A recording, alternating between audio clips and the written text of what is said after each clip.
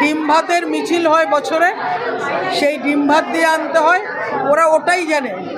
আমাদের যে আজকের দিনে কটা জায়গায় কি কি ধরনের কার্যক্রম হচ্ছে, কাদেরকে নিয়ে কোন কার্যক্রম, কুণাল ঘোষকে বলুন ওনার একটা ক্যামেরাম্যান থেকে নিয়ে নিক এখানে কারা কারা উপস্থিত হয়েছেন।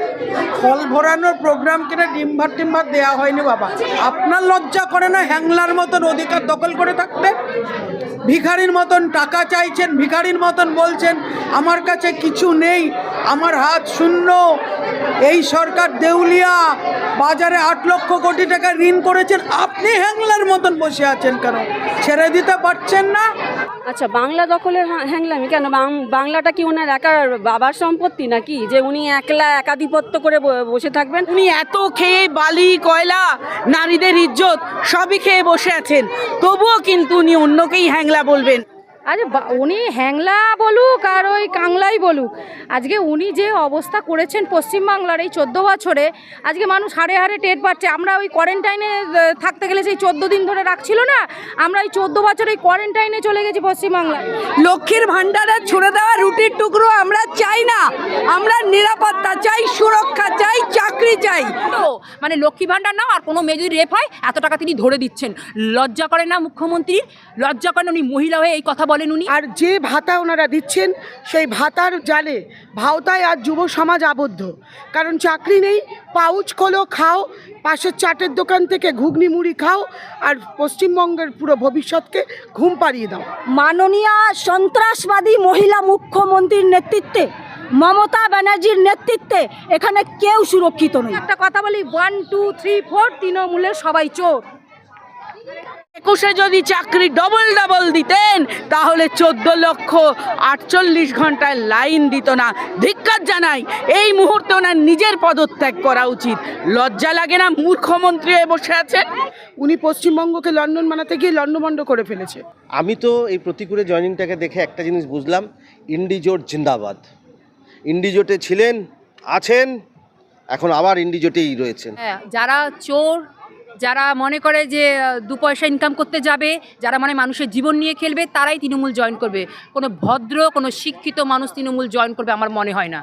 উনি তো সবার আগে বেকার। উনি লিপস অ্যান্ড বাউন্সে কোটি কোটি টাকা উনি সম্পত্তি করে রেখেছেন, আর বাংলার লোকেদের উনি 1,500 টাকা দেবেন, ওই জন্য বলছেন তৃণমূল জয়েন করার জন্য। লজ্জা করে না? ওরা তো কিছুই জানে না। একটা ডিম ভাতের মিছিল হয় বছরে, সেই ডিম ভাত দিয়ে আনতে হয়, ওরা ওটাই জানে। আমাদের যে আজকের দিনে কটা জায়গায় কি কি ধরনের কার্যক্রম হচ্ছে, কাদেরকে নিয়ে কোন কার্যক্রম, কুণাল ঘোষকে বলুন ওনার একটা ক্যামেরাম্যান থেকে নিয়ে নিক এখানে কারা কারা উপস্থিত হয়েছেন। ফল ভরানোর প্রোগ্রাম কিনা ডিম ভাত দেওয়া হয়নি। বাবা, আর উনি যখন হ্যাংলামিটা করে নাটকবাজিটা করেছিলেন তখন কি বলেছিলেন? যে উনি বামফ্রন্টের থেকে উন্নত সরকার দেবেন না। আর আজকে বলছি, বাংলাকে বামফ্রন্ট যেখানে ডুবিয়েছিল আপনি অতল রসাতলে রেখে গেলেন।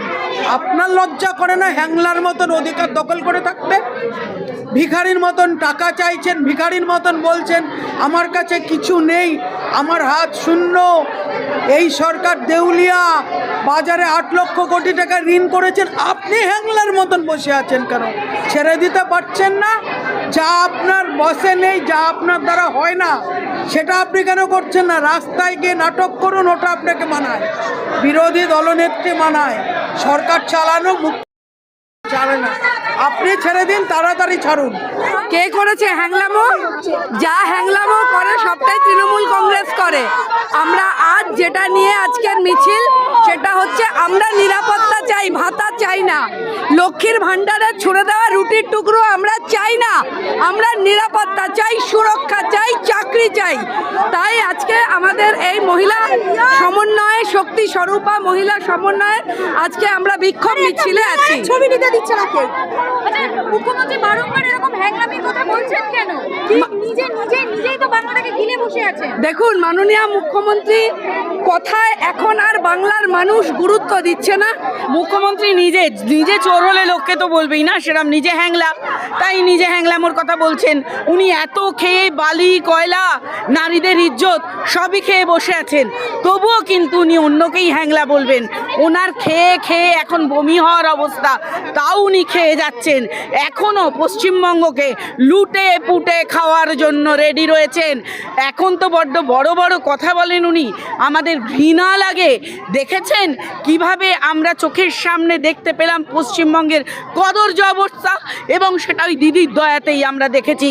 কারণ ওই যে যুবসাথী বেকার ভাতা 48 ঘন্টার মধ্যে 14 লক্ষ ফর্ম ফিল আপ হয়েছে।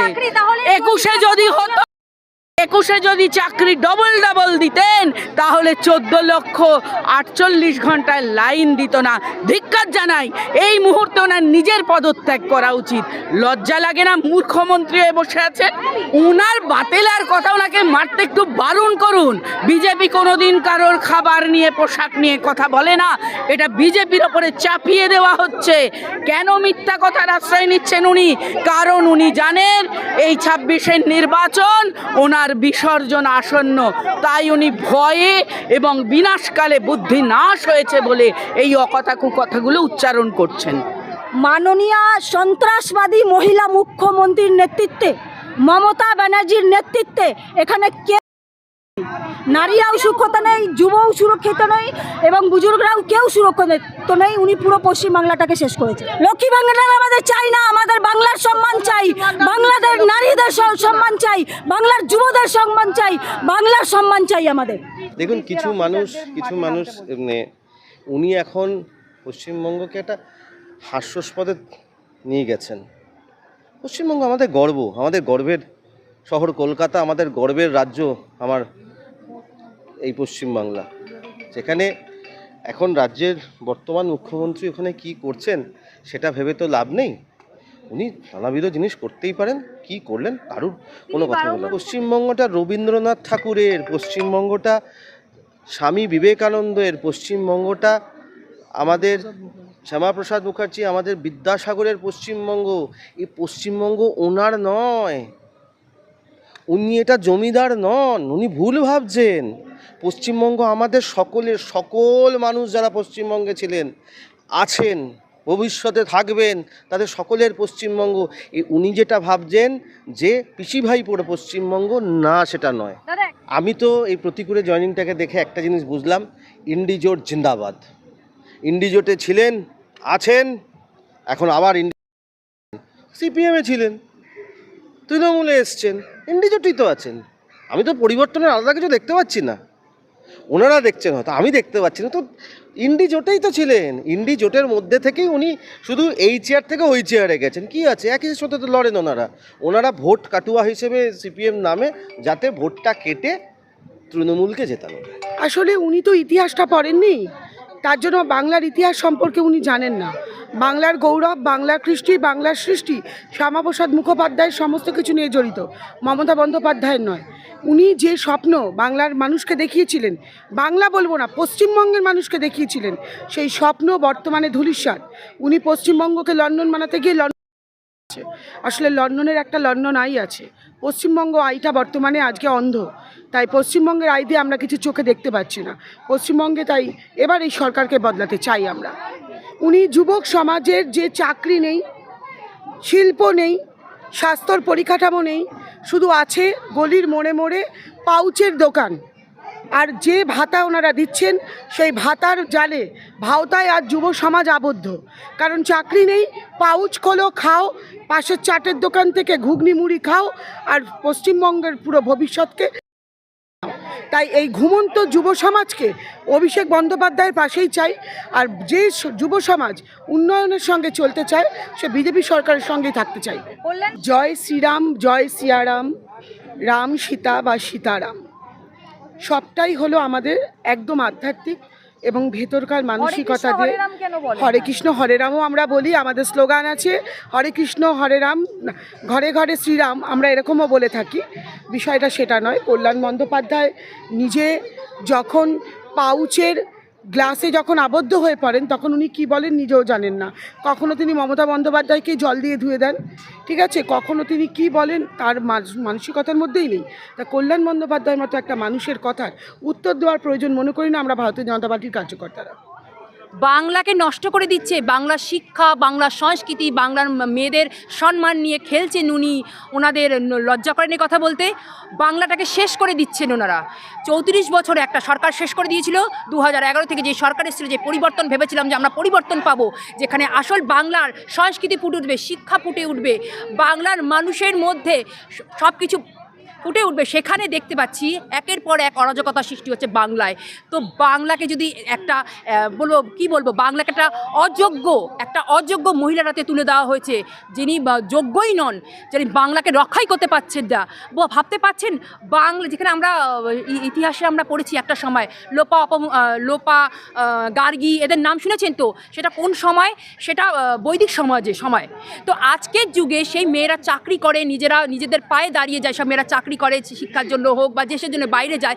সেখানে মুখ্যমন্ত্রী 8টার সময় মেয়েদের বেঁধে দিতে চাইছেন। এই বাংলা চেয়েছিলাম আমরা। 2011 এই পরিবর্তন চেয়েছে যে মেয়েরা ঘরে থাকবে, মেয়েদের শিকল দিয়ে আটকে রাখতে চেয়েছেন, যে রাত 8টার পর মেয়েদের যদি কোনো কিছু হয় তার মানে তার দায়িত্ব তার। হ্যাঁ, লক্ষ্মী ভাণ্ডার দিচ্ছে, ওটাই তো, মানে লক্ষ্মী ভাণ্ডার নাও, আর কোনো মেয়ে যদি রেপ হয় এত টাকা তিনি ধরে দিচ্ছেন। লজ্জা করে না মুখ্যমন্ত্রী? লজ্জা করেন উনি মহিলা? উনি তো আর বলবেনই। উনি তো এর আগেও একটা স্টেটমেন্ট দিয়েছিলেন না, যে কোনো মহিলার জ্বর হলে, মানে যেমন জ্বর আমাদের শরীরে যেমন জ্বর হয়, শরীর খারাপ হয়, সেরকম ধর্ষণটা ছোটোখাটো ব্যাপার। তো আপনার কি মনে হয় ওনার কাছ থেকে আমরা যে জানবো যে উনি মহিলাদের কিভাবে রাখতে চাইছেন? বুঝতে পারছেন বাংলার অবস্থা? বাংলার পরিবর্তন চাই, বাংলার মানুষ পরিবর্তন চায়। কারণ মানুষ চায় শিক্ষা, ভাতা চায় না। মানুষ চায় শিক্ষা।